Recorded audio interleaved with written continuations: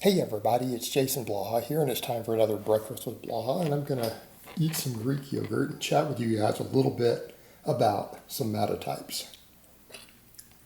Now, I did a video on this the other day, got a lot of blowback. Tons of people came in who understand because they have done their research, and they realize this is purely a bodybuilding world myth. Nobody in the modern era in sports science or exercise science who's an expert promotes this nonsense. Okay, it's not based on reality. We know. And we could set aside the mesomorph thing because there's a few genetic freaks that are very, very, very rare. But ectomorph versus endomorph are not genetic. They are purely based upon lifestyle and food intake. In other words, they're not genetic. Now people say, but appetite's genetic. Not necessarily. Appetite's complex. It's about leptin and ghrelin. It can still be environmental, meaning it's not because of your genetics that you're always hungrier than someone else or you don't have an appetite. It could be a medicine you've been prescribed, right? How many people who are supposedly ectomorphs are on ADHD meds that you meet out there? Exactly. It's a drug. It's not their genetics. Okay. It's not their genetics. There's other factors at play. And again, environment. I mean, drugs can be environmental. There's environmental factors that impact appetite.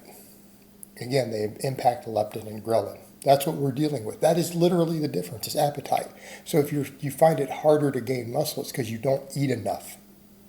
And we know this. People who claim to be hard gainers or ectomorphs, when it's measured, do not have higher metabolisms than fat people. They don't. They don't have higher metabolisms. They just eat less. People who are carrying more body fat, they just eat more. I've got people now who are like, Jason, but you're oftentimes at a higher body fat. Yeah, because I eat 4,000 to 5,000 calories a day. That's why. I lost weight. I'm cutting now. I lost most of my weight on 3,500 calories. Right? And I have days now where I go down as low as 2,500. And magically, when I do 2,500 calories, guess what? I lose 2 pounds every single week. Eating, for a lot of people, still very high calories. It's not magic, guys. It's not endomorph versus ectomorph. It's calories in, calories out. So then we have people like Doucette who push this over and over and over. And I don't like one of the things he does with pushing genetics. Fine, if we're talking about being top competitors in something, yes, this matters to a large degree. Right, it does matter. No one's saying that people with average genetics are going to win the Mr. Olympia. No one with average genetics is even going to make it to the Mr. Olympia. No one with average genetics is going to take a gold at Worlds or probably even Nationals in powerlifting. All right, that's fine. No one with average genetics is going to get in the NBA, the NFL, make it to a medal in the Olympics. Okay, that's fine. We understand this. Everyone that we just listed is a tiny, tiny, tiny percentage of genetic outliers, not even 1% of the population. Set those to the side. Let's come over with the other 99%. It's not going to determine which of those body types you are. No one is saying some people can't gain muscle or look better or can't get stronger. That's not what we're saying. What we are saying is which of those 3 body types you're going to end up as is 100% lifestyle. And again, at the same amount of muscle and body fat, you're not going to look like someone else. No one's saying otherwise. So when Greg jumps up and talks to people about, oh, your genetics are bad and all this, all right, Greg, you're a terrible coach. And you're putting out a terrible message by doing that. Why? What do the studies say on this? It's just been studied in the lab. Been studies with lifters. They take 2 people, they randomly selected groups and have done this and told one group they had really good genetics. And they told another group they had below average genetics. What do you think happened when they were strength training them? Who do you think made the most gains in muscle and the most gains in strength? The group that they lied to and told they had good genetics. The people who were told they had bad genetics made mediocre progress. Do you understand where we're going with this? It's self-programming. And this is the reason Why people are like, wow, you banned a lot of people over the somotype things. Absolutely, because you're hurting people. You are hurting people with your loser failure message, because that's exactly what it is. If you told every person they're a mesomorph, great. Like I let one guy stay because he claimed that everyone had all three. Fine. But when you come in and you lie to yourself and lie to me and say, oh, I'm an ectomorph and I struggle to gain muscle. You know what? Everyone struggles to gain muscle.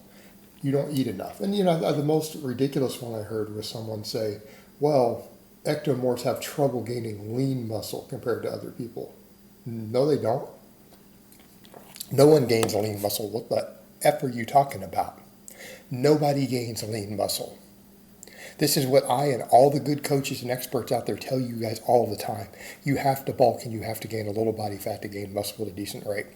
When you bulk appropriately, your body fat gain doesn't outpace the muscle gain, but you're going to have to gain some. It is extremely difficult outside of the very rank novice phase for any drug-free lifter to gain lean muscle. It's almost impossible in many cases. So what people are describing then as an ectomorph, you're describing everybody. You're describing fat people too. I mean, it's ludicrous. But then here's the thing. When you accept that label, you self-program yourself. And when you start saying, and it's not true, genetically these people do not gain less muscle. They eat less. They struggle to gain more muscle because they're eating less. And if you don't eat enough, it's harder to train hard. It's harder to recover from training hard. So your training suffers. Your training is like crap. You think you're training hard, but you're just tired. Not training hard.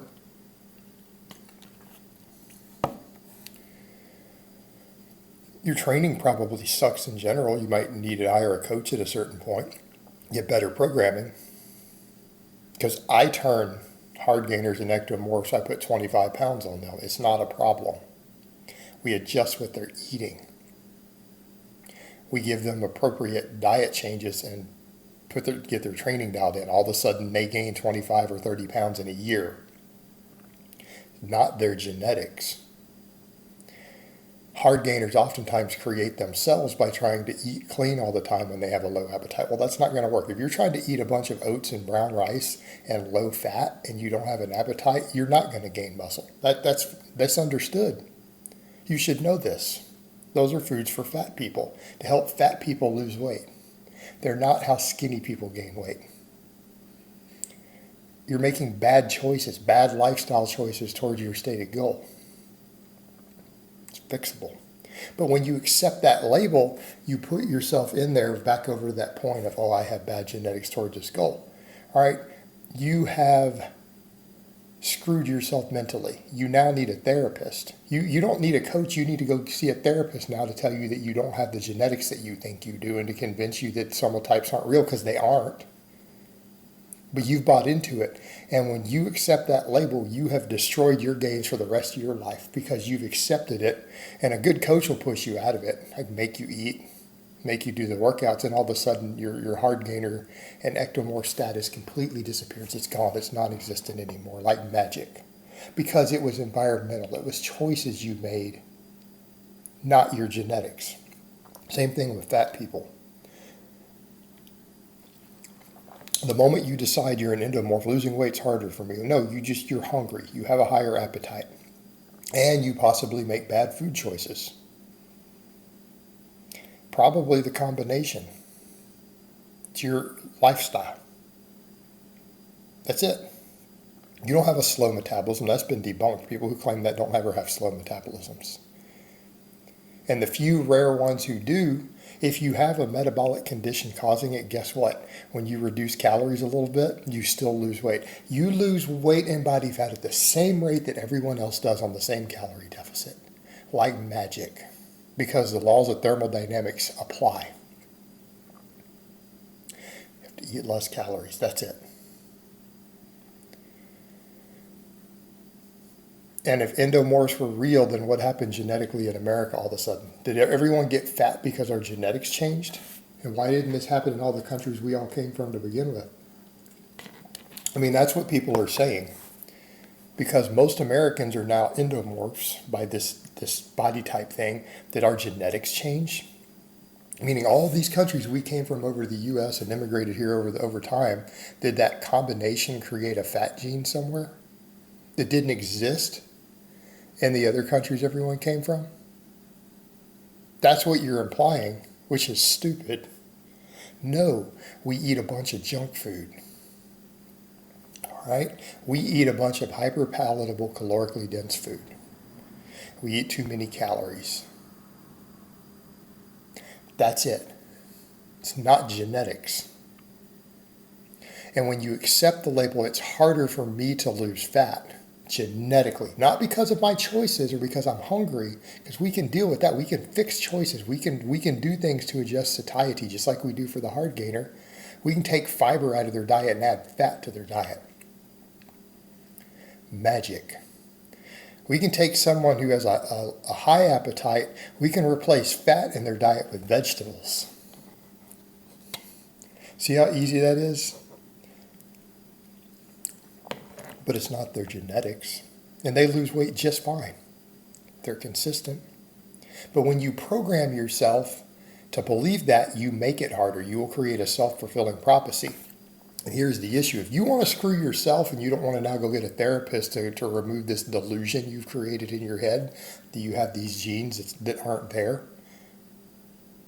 if you're not willing to go get the delusion fixed, you're now mentally ill, right? You have now created a mental illness in yourself that you delusionally believe that you have a genetic problem that you don't, that is now impacting your quality of life and your goals. You're mentally ill.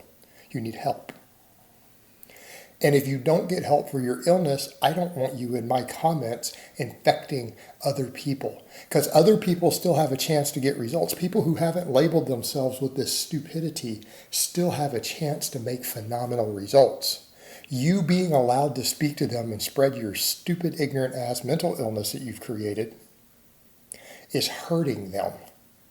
And I'm not going to let anyone do that on my social media with your bad, lying information. Greg's lying because Greg has enough education to know this stuff isn't real.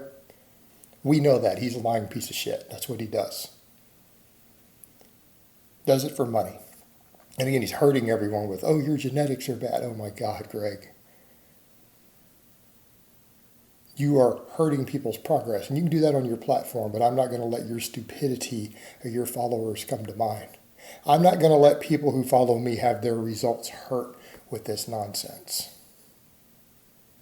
So you guys need to end it, because I will ban you, because you are hurting people with your lies, your bad information. You're spreading your own self-harming, self-programming delusion, because these things do not exist. They don't exist. All right, guys, well, that's really all I have to say on that today. I hope it's been informative, and I will talk to you guys next time.